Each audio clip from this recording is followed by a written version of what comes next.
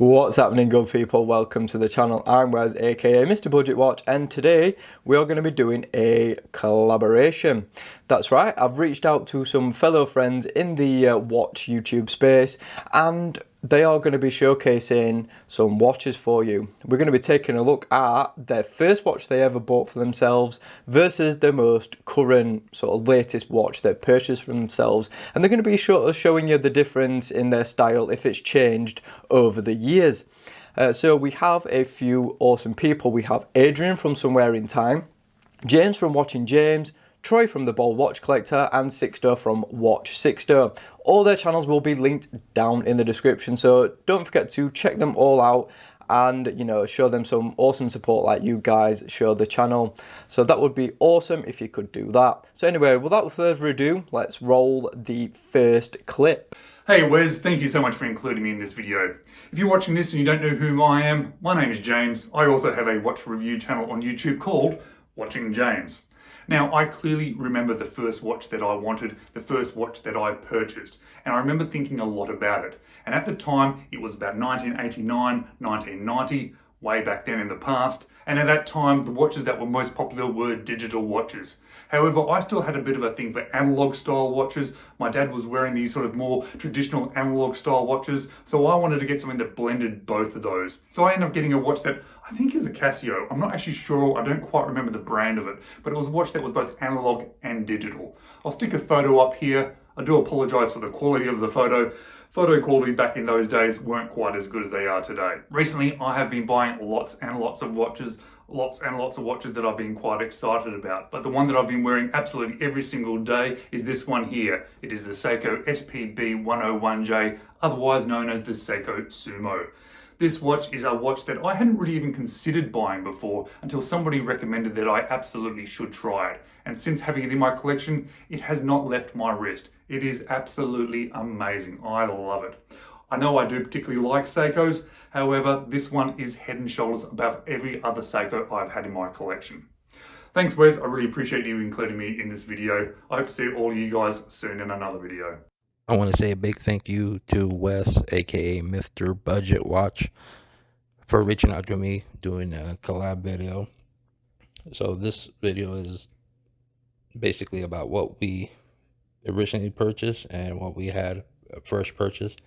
And in front of you, I got a Timex field watch, and then I got my very first Hamilton field khaki. And I'm gonna show you what my first watch was a Wilson Michael Jordan watch that I chipped in and my late grandmother bought for me when I was younger. And I'm looking for it on eBay so I could rebuy it, so I could have something of my past, so I at least could remember her.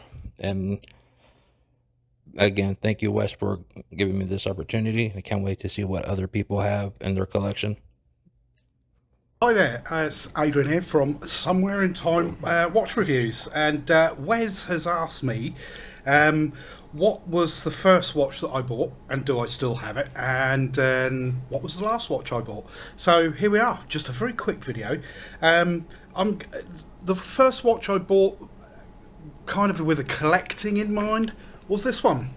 It is a Seiko 5, as you can see, and I think there's a lot of collectors that start with one of these.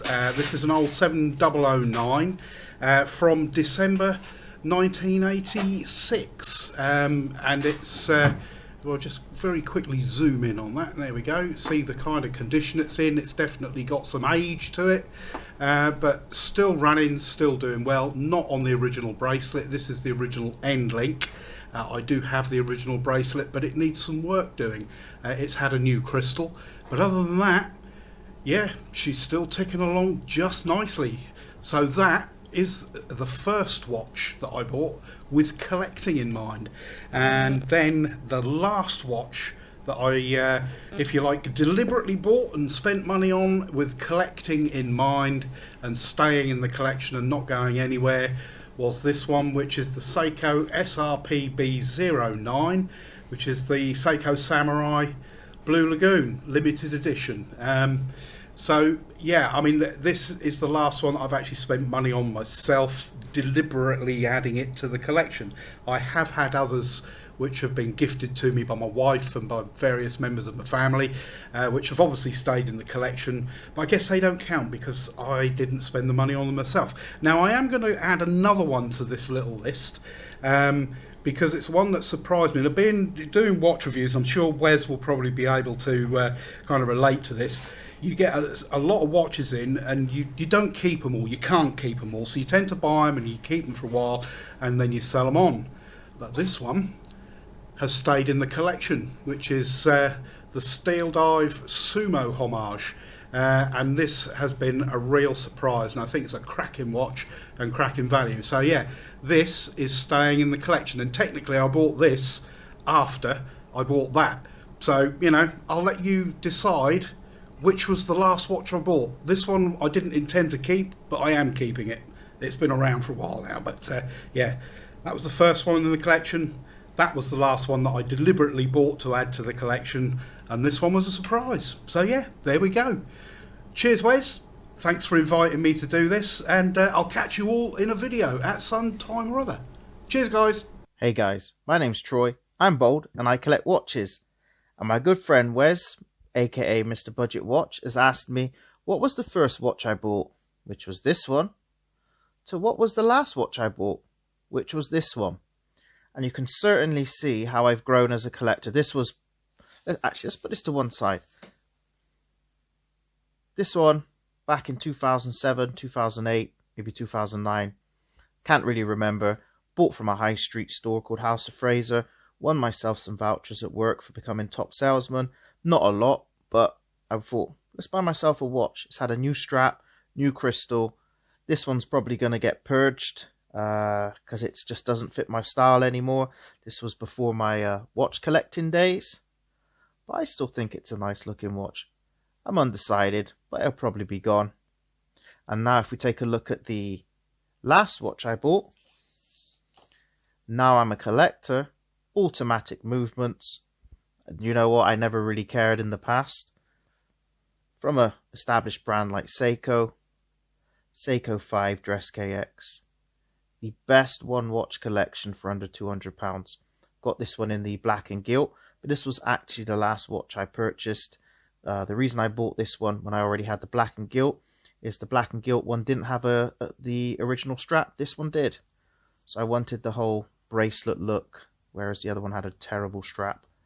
But yeah, this was the last watch I bought. It isn't going to be the last watch I buy, but it definitely is the last watch I bought. Anyway, Wes, thanks for asking me on. Here they are again. My Avia chronograph was the first watch I bought, and the last one is the Seiko 5 Dress KX. Cheers, guys. Right guys, so now we're on to my part, and I'm going to show you the first watch I actually purchased for myself, and it's this one. So this is a Seiko 7002 for you guys that don't know. So this is the watch that came before the SKX and actually paved the way for that to become successful. So without this, there'd have been no SKX. The reason why I got this instead of an SKX, because this was around half the price even back then. Now the disparity is just incredible. So obviously when I bought it, it didn't look like this. It was original style, but not original parts, and the aftermarket stuff that the previous seller used wasn't very good. You know, the bezel insert was absolutely destroyed, the case was all beat up, but you know, it's a little bit nicer looking now. A watchmaker I spoke to, he managed to put me all together because I was new to the hobby, didn't know anything about, you know, modern watches or anything back then. Didn't know that even that was a thing, but when someone told me that I could get it changed, and he said, you know, pick some parts and I'll pop it together for you, and this is what I went with. I just think it looks awesome. But anyway, obviously it's different. Case movement are still fully original. Bezel insert, crystal, dial hands are all brand, well, new for when I bought it. But yeah, it's absolutely awesome. Iconic watch as well. Not as iconic as the SKX for some reason, even though, you know, this came before it. Price wise, you know, you're not going to really find an affordable one of these anymore, unfortunately. They are really creeping up. Even the modded ones like mine, an original one, good luck finding one of them in nice condition, close, that's original. They're just so hard to find. So my most current watch is this one. and this one. Yeah, I know. So anyway, the reason why I've got 2 instead of 1 is because, well, I'm not being greedy. I don't think. But anyway, so I actually bought this one, and this was a watch I was intending to keep and obviously buy and save it. I'm not planning on getting rid of it at all. And well, it's beautiful. It's the Sare 057, which is basically like a slightly bigger Saab with a day date instead of just a day. And it's absolutely stunning. The case, the finishing, you know, the transitions. It's a beautiful looking watch. Price I paid for this, I actually got it after my Porsche refund was sub 200 quid. That's incredible. They've actually gone up to over 300 now. So I don't know whether they're heading in the same direction as the Saab and starting to like climb in price, but I'm lucky I got mine when I did. I got mine from Japan, which is why it took a little bit longer to get here than this one, because this was from the UK. But I actually bought them on the exact same day. I bought this one in the morning and that one late at night. So it's basically the same day. Now the reason I've not counted this one as my sort of watch is because I bought this for the intention of doing a video to compare against another watch that I have on the channel. And then I was going to part with it, you know, to fund some more stuff. But then I ended up really loving this watch and not wanting to get rid of it yet. I'm going to be keeping it for a while. I don't know how long. I don't know whether it's going to be a permanent mainstay. But yeah, I'm going to be keeping it for a while. But yeah, it's an awesome watch. Review is filmed. I've just got some other stuff that needs taking priority first. But this will be coming soon as I can find a slot in the schedule to pop it in. But yeah, awesome watch for the money. So there are my watches. We've got the modded Seiko 7002. I'd love an original one, but I just can't find one in good condition. We've got the San Martin Turtle Homage and the beautiful Sare. So there you have it, guys. They are mine.